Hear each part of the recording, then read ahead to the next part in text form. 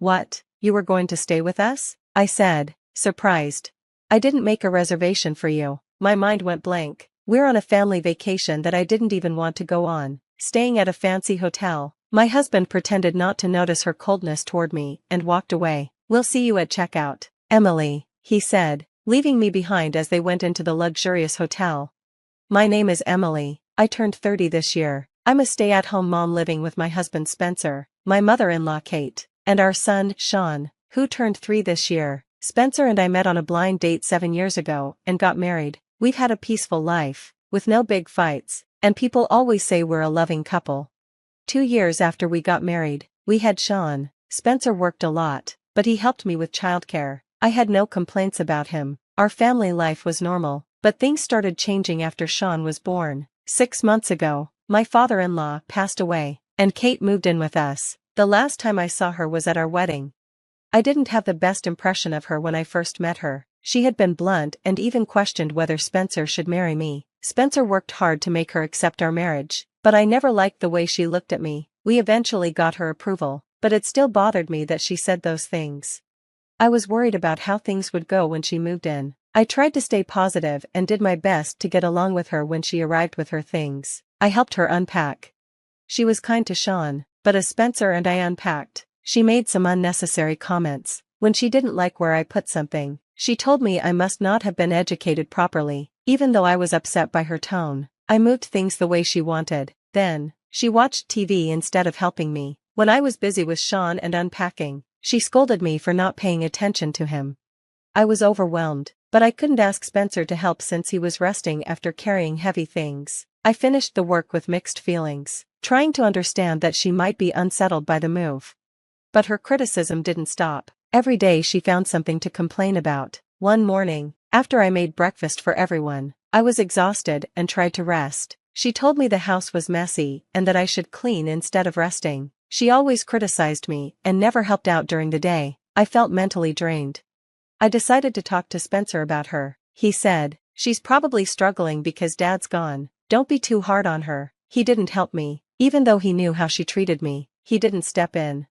At night, I would lie in bed, tired and stressed, but my son Sean would cry, and I couldn't bring myself to get up. Kate would wake up, shake me, and yell, "How can you sleep while your son is crying? It's your job." I didn't want to make things worse, so I quietly got up, but I didn't get any rest that night.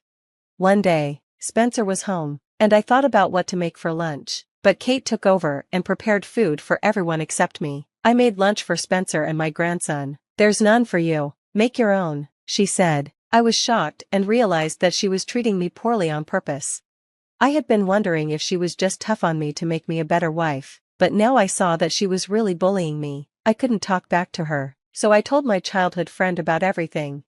She listened closely and told me, "That's definitely bullying. How are you holding up?" She was really concerned, and I finally broke down in tears. I had been holding in my frustration for so long. She promised to help me and said I was doing my best. "I'll figure something out," she said. We didn't talk long, but I felt better after our chat. My friend had a suggestion: I should record what Kate said every day. So, I bought a recorder and set it up while Kate was out. While cleaning later, I found a paper in her room. It was a personal loan agreement for $20,000.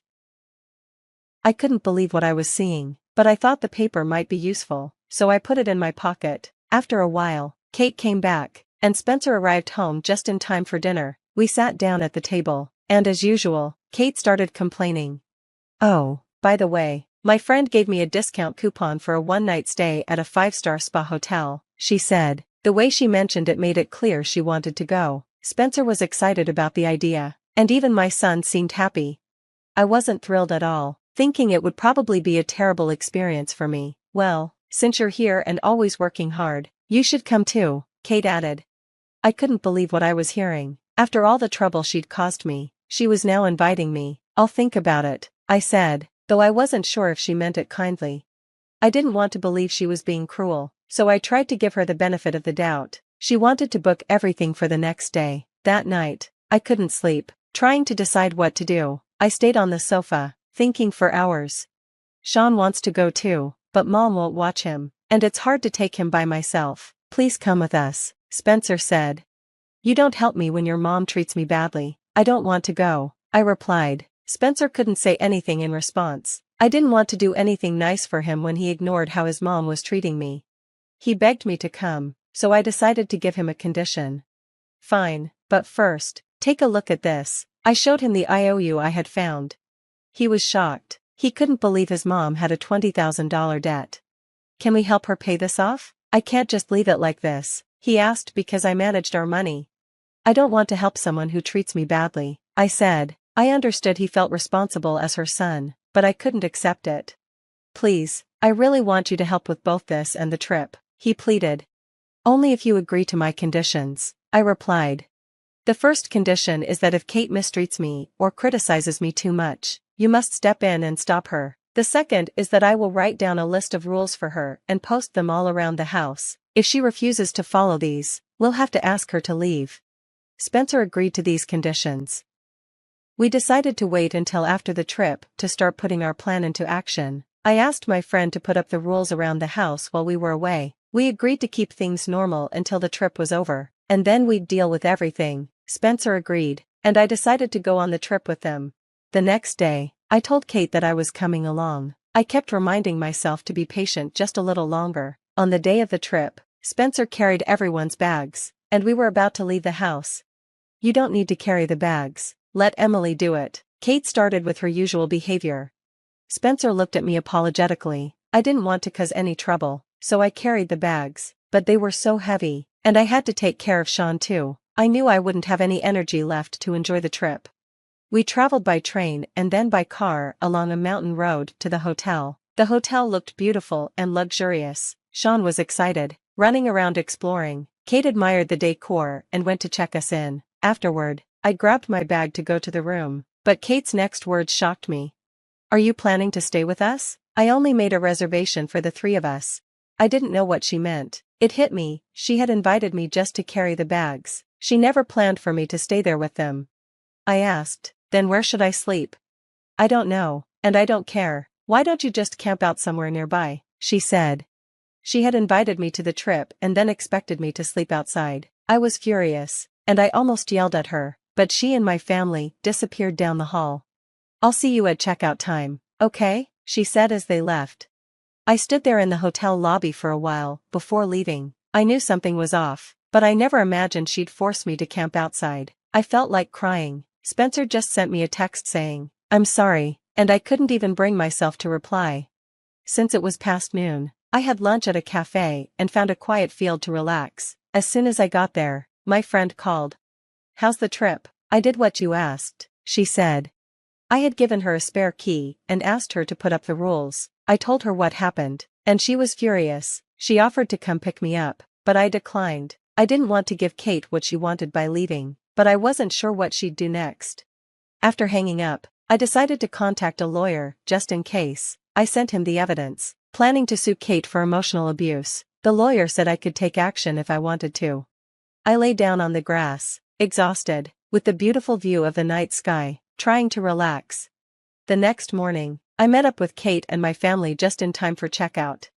Emily, did you sleep outside? You didn't even clean yourself up. You're filthy, Kate said.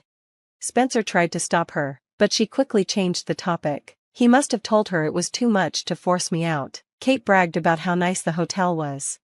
Sean's smile was the only thing that kept me going on the way back home. When we got home, Kate immediately shouted, "What is all this? Don't mess with me." She saw the rules posted all around the house. She must have read some of them because her face turned red with anger. Then Spencer showed her the IOU. Her face went from red to pale in shock. She tried to deny it, but when Spencer confronted her, we learned that she had been spending her late husband's life insurance money and borrowed more when it ran out. Spencer and I stuck to our plan. I can't have someone who has a debt living with us. I'm asking you to leave, and I have proof of how you've treated me, so I'll sue you, I said. I played the recording of Kate's behavior, and her face turned white. She begged us to let her stay, but I told her she could stay only if she followed the rules and stopped being aggressive. She agreed and apologized. I'm so sorry, please help me, I beg you, she pleaded. I was satisfied seeing her like this. I never thought I'd see her so humbled. But just as I thought it was over, I collapsed to the floor from the stress. Spencer helped me sit in a chair and then began yelling at Kate about the debt. He had clearly lost all respect for her. She must have never imagined her son would yell at her like this, and she frantically apologized. After everything was settled, Kate remained silent and spent the rest of the day staring at the sky. The atmosphere at home shifted dramatically the next day. I woke up early, as usual, and started preparing breakfast. It must have become a habit, or I just forgot, but Kate immediately made a nasty comment. What's different is Spencer's attitude. Mom, we just talked about this yesterday. He spoke firmly, and she was left speechless, retreating to the sofa. I almost laughed, but I held it in and focused on making breakfast. Spencer had always felt guilty for not standing up to Kate, but I knew he was a kind person. He must have struggled with how to handle things, so I didn't blame him. I loved him, and I couldn't hate him for what he had done. He apologized to me, tears in his eyes. After that, he began to protect me, and Kate's attitude towards me improved every day. She still made small comments, but I no longer felt any malice from her. I hoped this new attitude would last. For the first time in a long while, I could breathe easy and maintain my peace of mind. We started paying off Kate's debt, $700 a month, and Spencer and I worked together to manage the payments. As Kate was too old to work, I took a part-time job and balanced it with taking care of my family. Kate helped by taking my son to and from daycare and was doing a good job. Spencer managed the finances because of Kate's bad habits, and slowly, things started to improve in our household. I had thought about divorce at times, especially when Kate was unbearable, but I couldn't bring myself to go through with it. If I had separated earlier, I would have avoided many painful moments, like the camping incident. Luckily, I found the IOU, which helped us rebuild our family. I'm also thankful for my friend, who supported me and listened when I needed someone. Without her, I might have broken down mentally. Now, looking back at all the struggles, I feel a sense of accomplishment. I worked hard to hold my family together, even when I was feeling down and lacked motivation. I made sure my son was well taken care of and that everyone had a decent life. While I may never fully forgive Kate, she is still my mother-in-law, and I try to treat her kindly. A few years have passed since then, and my son is now in preschool. We're almost done paying off the debts and even thinking of moving to a new house. Kate has started helping me a bit more, and my relationship with Spencer has improved. We're even considering having another child. Our family life is much more stable now, and I am content. I will continue to do my best for my family,